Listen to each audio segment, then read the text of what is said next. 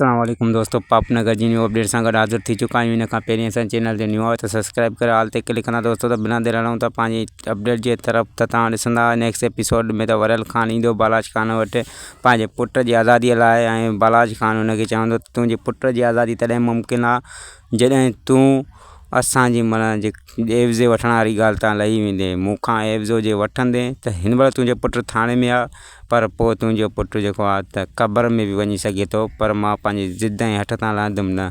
तंहिंजो चवंदो त असां पंहिंजे नंगनि ऐं दंगनि ते सिर ॾियणु ॼाणींदा आहियूं।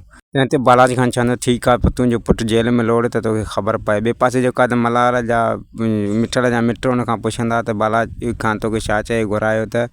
तंहिं ते बालाजी ख़ान मिठड़ हुननि खे ॾसींदो त बालाजी ख़ान बेहूदी हरकत कई आहे, हुन मूंखां राबेल जो संग घुरियो आहे। तंहिं ते हू बि नाराज़ थींदा सभु जेके मिठड़ जा माइट। जी दोस्तों, त हीअ हुई असांजी अपडेट। वधीक अपडेट ॾिसण ऐं ॿुधण लाइ सब्सक्राइब कयो असांजे चैनल खे। ख़ुदा हाफ़िज़।